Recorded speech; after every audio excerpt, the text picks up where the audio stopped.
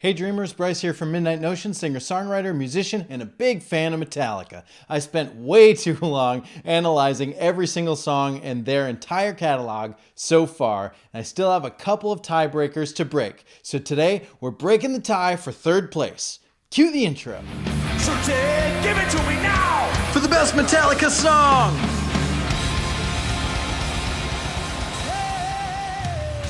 Hero of the Day versus No Leaf Clover versus Broken Beat and Scarred. I'm really curious to know who you think is going to win this battle. I'm going to dive down deep and see if I can compare these three songs, even though they're all a little tiny bit different. And then I'm going to compare them using the following criteria: structure, flow, melody, engagement, and lyrics. We'll find out who wins each round and who gets second place in each round, just in case we have any tiebreakers that need to break from this tiebreaker. So make sure you play along. Tell me who you think wins each round in the comments below. And of course, hit that subscribe button, because when you hit that subscribe button, your nose smells all of the best things that there are to smell. Don't you want that? Let's get into it. Here we go. Round one, structure. Let's go in release order. We got Hero of the Day, starting with a nice little main riff, which is actually the verse riff. It's a nice little easing us into the first verse. Same progression, 1, 2, 3, 4, 5, 6, 7, essentially. It climbs all the way up the neck. And then we've got the main riff again. And we've got the verse again. Now, something I didn't touch on is that this verse itself has three sections. There's a clean section, there's a slightly more distorted section, and then there's an even bigger section. And I think that the verse itself has an interesting structure. And even though it feels like we're going down in the chorus, we're actually going up to the sixth note of the scale on that F. And we ride on this for the chorus, snare drum on all quarter notes, big headbanging riff here that leads us into the solo, which is just on top of that main chord progression, the 1, 2, 3, 4, 5. And then we've got another verse, all right, still in that same progression, and then a chorus, a final chorus, goes right into it without a break. And then we have the outro. And I suppose if you really wanted to, you could call this outro part of that final chorus.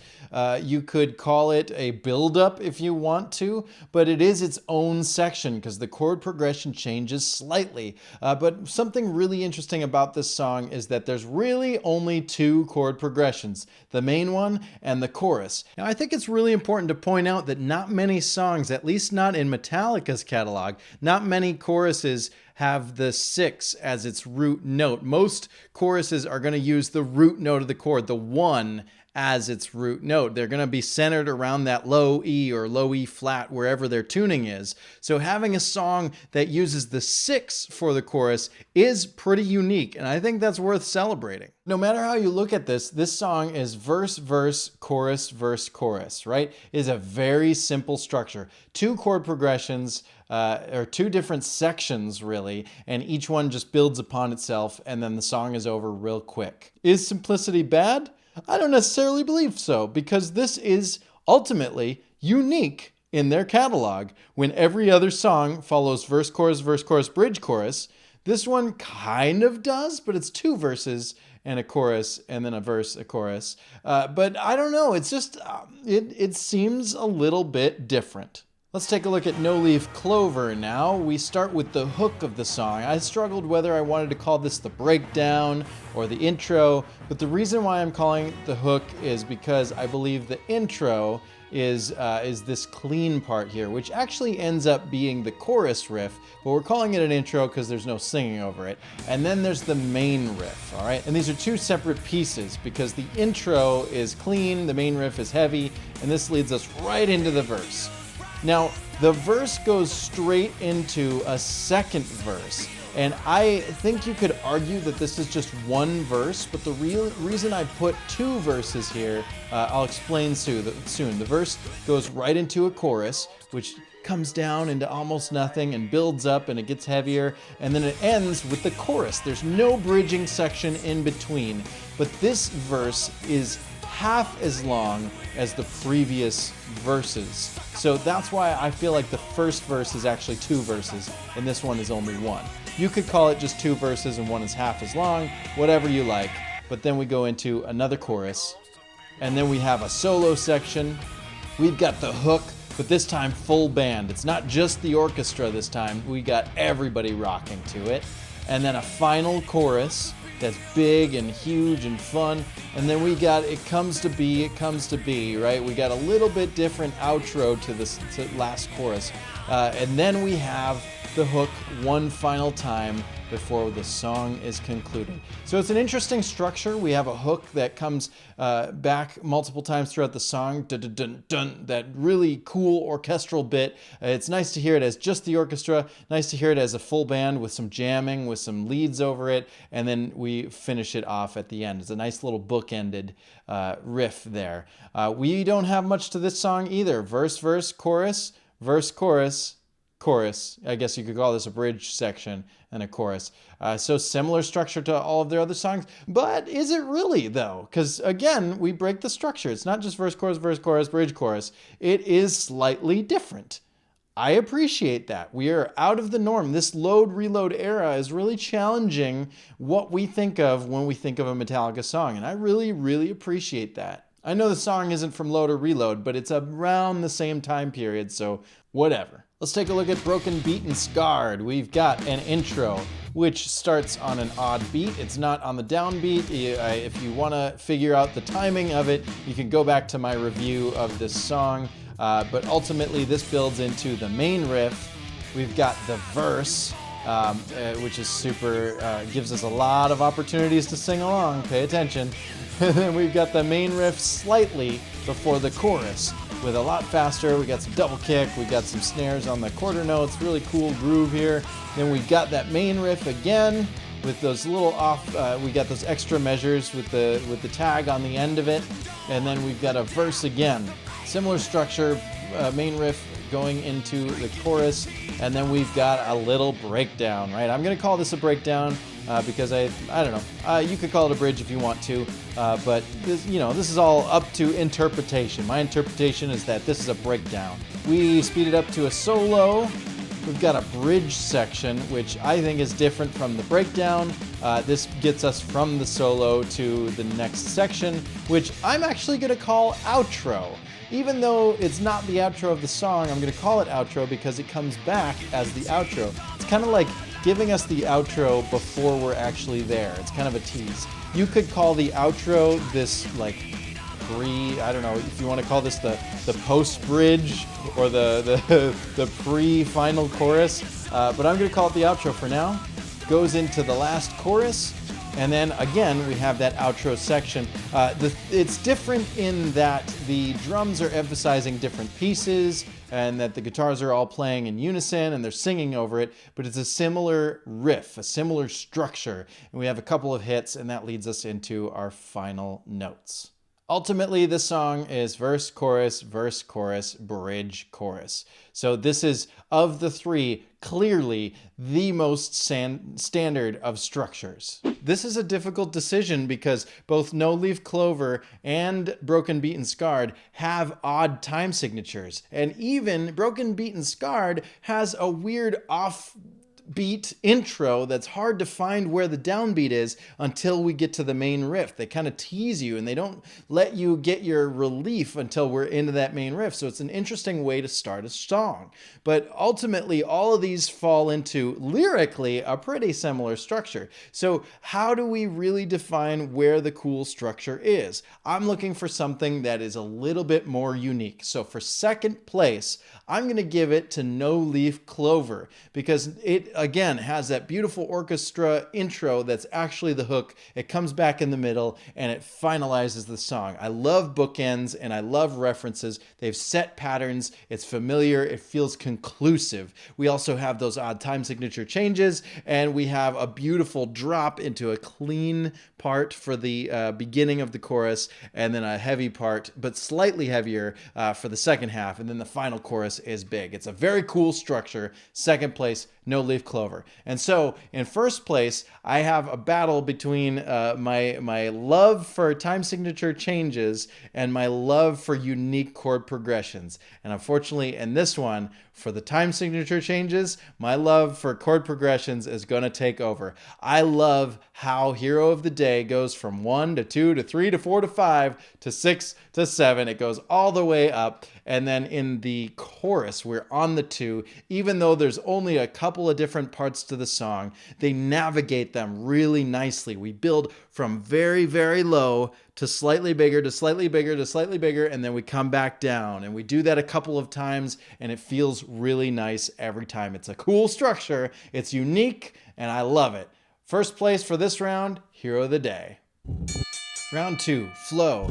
Again, we have a difficult decision because all three of these songs have a really solid flow. Like I said, I love the offbeats at the beginning of Broken Beat and Scarred, and that leads to a straight groove, and that leads to a double time feel, and then it comes back. I love the same in No Leaf Clover because we have this sweeping melody, and then we go into a headbanging piece, and then we have sweeping melody. It's got a nice roller coaster to it. And then again, Hero of the Day starts slow, goes big, slow, big, slow, big, big, big, big, slow-ish, and then big, big, big, and a big conclusive ending. It's very difficult to pick a good flow in this section, but I guess my heart is going to have to go. You know what? We're going to start with second place. Well, I won't tell you my heart. I'll give you the second place. Second place for me goes to Hero of the Day because it's just wonderful. There's not much more that needs to be said. But for me, my heart goes out to Bookends. That's right, the winner is No Leaf Clover because the orchestra starts it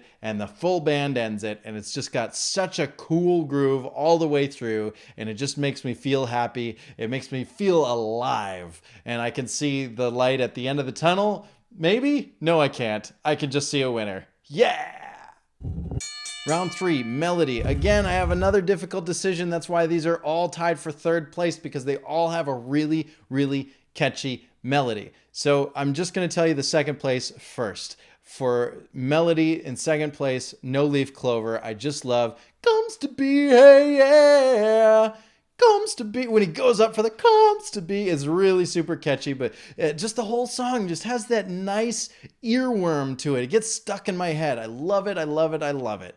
And that means for number 1, Melody goes to Hero of the Day. I can't get enough of this song. It's got he uses his range. He's going from all the way at the bottom, Mama, they try and break me, to Mama, they try. He's going like way up there at the very top. It's a beautiful tune vocally. It's a beautiful tone instrumentally. We've got some clean guitars. We've got some acoustic guitars. We got the bass moving around. We got the drums hitting hard. We got the drums hitting soft. Lars doesn't play soft very often. So in my opinion, no clearer winner. Melody, Hero of the Day.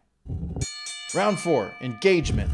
Most of these songs don't really have much room for audience participation. You have to memorize the lines before you get into anything. So in second place, I'm going to give it to the one that provides an excellent opportunity for hey, hey, hey. And that one is No Leaf Clover, second place. But I think we can all agree that there's only one that can possibly win this round. What don't kill you, make you more strong. What don't kill you, make you more strong. It's all, show your scars, show your scars, show your scars. The amount of times they repeat the same lyrics over and over throughout the song makes it very memorable and very easy to sing along. There's no clearer winner. In first place for Engagement, Broken Beat and Scarred. Round 5, Lyrics. Let's take a look at No Leaf Clover first. There is not much to this song, is there? Now, even they have a separation between the first and second verse, so it looks like I was right after all. They are calling it 2 verses. There is just 2 verses, 3 verses, and then a chorus, so there's not much to read here. Let's get right through it. We have A, B, and then C. So there's no real... I guess Wonder is... This is a cool trick. I don't know what the name is for this trick, but the rhyming word is actually internal. So pay no mind to that distant thunder. New Day held his head with wonder. And they could have ended it there, but they added one more word, boy. So adding one more word beyond the rhyming word is a very intriguing way to go. And I think the same thing happens here. Let's check it. Time, right line. Good day to be alive, sir. Good day to be alive, he says. So yeah, again, alive and alive, it's the same word. It's not even a rhyme. It's exact same copy paste, but it's just a reiteration of the previous line. I like this. I don't know why. I guess I can't really explain it, but I think that sometimes lyricists try to say too many things. And sometimes it's simpler to just repeat the same line twice to really get the point across. And I think that that's what this does. Same thing happens with the second verse. Sucker for that quick reward, boy. Sucker for that quick reward, they say. This has the same structure, okay? So we have sort of a demeaning feel almost. New Day fills his head with wonder, boy. Right? Boy is usually used either as a term of endearment or as a sarcastic, okay, boy, like a riff. And because of the context of the song, it leads me to believe it's leaning more towards that sarcasm, right? And then this whole he says, like good day to be alive, he says. This implies, because of the darkness of the rest of it, right? The distant thunder, that implies there's danger on the horizon, right? And he's not paying attention to it. He's paying no mind to it. So when he says it's a good day to be alive, he says, this is telling us that he, again, is not paying attention. He says it's a good day, but it's not. There is distant thunder. There is danger approaching, all right? He's a sucker for that quick reward.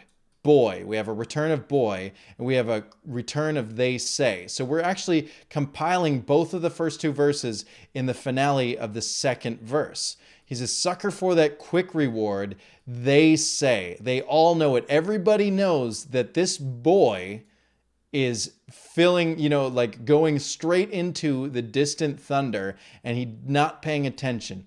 He is going straight for the, he's found the right line. He's found the high life. Don't it feel right like this, right? All the pieces are falling to his wish. Everything he wants is coming true, but he's blinded by the fact that there is distant thunder. He doesn't know the problems. This could be drug addiction. This could be sex addiction. It could be any sort of vice. It could be just distractions, just general distractions in the world. I want to get this thing done. Ooh, look another thing. Ooh, look another thing. Look another thing. And you keep getting distracted from the goal of your life or the goal of your project or whatever you're working on, and all these new distractions pulling you away can lead you to, of course, the freight train coming your way. All right, that bright light, that interesting thing that you're looking for, the soothing light, is a freight train, and then it comes to be. Right? They said is a warning. Right? He is paying no attention. That's a warning. Distant thunder, that's a warning. Throughout the song, we get plenty of warnings. And then at the very end, it comes to be. Then it comes to be. This is the boy getting hit by the train. Oof. Deep, dark, scary. Now let's take a look at Hero of the Day. In this one, I talked in my review video a little bit about we don't really know the full story. But I think that there is a lot of context about children looking out of their window, right? The window burns to light the way back home. That means the light in their bedroom is on, and they are looking out. They're finding the hero of the day. They're off to find it. They're looking for the person who is not currently here. Time goes by. They keep waiting, and the baby's crying, right? This is a message to the fathers, when will you come home? This is a message to the children to not have false idols. Maybe the people that are in their lives currently aren't the greatest people in the world. This could be another reflection of James on his mother and father. His history, his upbringing was really sad, and so maybe this could be another side of that. Let's look at rhyme scheme. Home, gone. Gone is gone, gone. He's stretching the vowel to get the home, to get a slant rhyme out of that. Day and way. A-A-B-B. Burns, turns, sighing. Flame, name, crying. We got a set of threes. A-A-B, C-C-B. We have the same line repeating multiple times. Mama, they try and break me. That's the first thing you hear. You hear it before the second verse, and we hear it at the end of the song. And just like No Leaf Clover, there's sort of a warning at the end of this one. Mama, they try and break me. Mama, they try and break me. Mama, they try. right? They try. This is like they're trying to break me. They're trying to break me. They are currently doing this. They try. For some reason, this rings out when I read this. It means they're about to fail, or that they're currently failing, maybe. It makes it kind of feel hopeful in one side, or maybe dark on the other, because either this person has taken care of whoever they are that have been trying to break them, or maybe that they're going to survive after all. I don't know. And it does actually end on a fairly positive note musically, so maybe there's some positivity meant in that final lyric, but I think it's something interesting. I think my favorite part of this song is something that's not actually written in the lyrics, but more in the way it's performed, and that is the chorus. We have sort of a round in the chorus, right? One line is just saying, "But now the dreams and waking screams that ever last the night." And the other line is just saying, "But now the dreams that ever last the night." And both sentences make sense, even though one of them is emitting waking screams. It's kind of cool. So build a wall, behind it crawl, and hide until it's light. So build a wall and hide until it's light, right? The round effect that you get in the chorus is not something I mentioned in structure, but that actually makes this song much cooler in my opinion. It's hard, and I don't know. I've never written a song with a round in it where you can repeat the same words but omit half of the sentence and it still makes sense. I don't know. I think that's really, really cool. Let's take a look at Broken Beat and Scarred, which is a great example of if you repeat it over and over, they will sing. What don't kill you make you more strong. You could have sang anything in this line, and so long as it's repeated throughout the song, people would remember it. You rise, you fall, you're down, then you rise again. Then I want to eat a donut.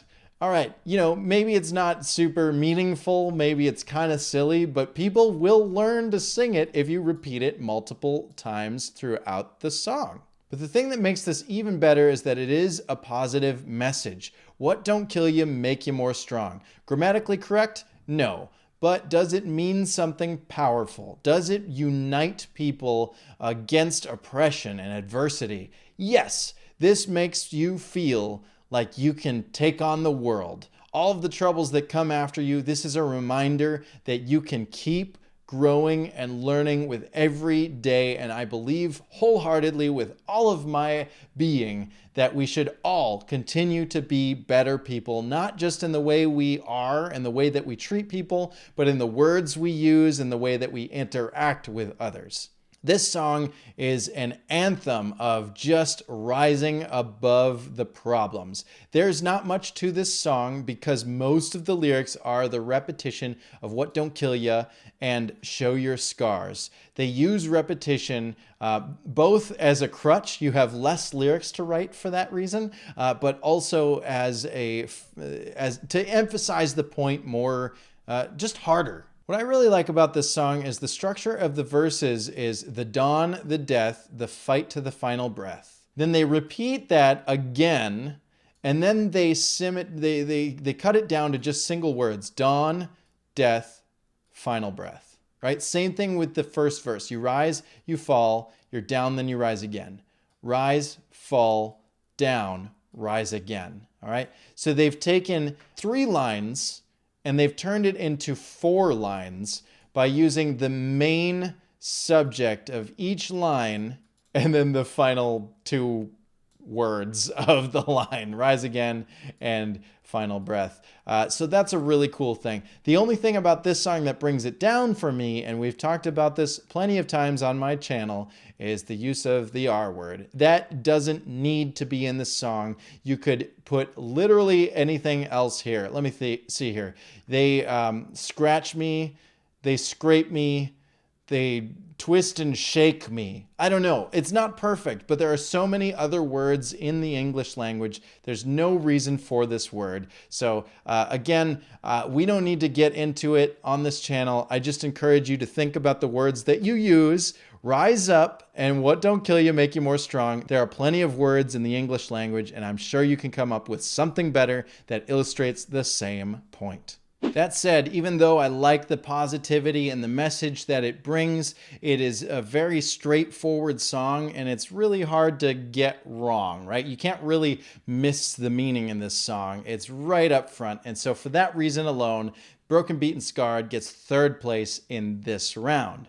So the only two I have left are a song about a guy that keeps avoiding problems and about some kids who wish dad would come home and dad is kind of a jerk face. Personally, I can identify with both subjects. I have a father who has never really been a part of my life, despite living one town over. It's really miraculous that he never did drugs or alcohol or went to prison or went to the military. Like, he just decided not to be there. So I can empathize with that story. I also have a tendency to dive into new projects like this one instead of continuing on the path of other projects that have already started. So I tend to find myself going towards the soothing light instead of staying the course, and that can be very problematic. So it's very hard for me to decide which one is better.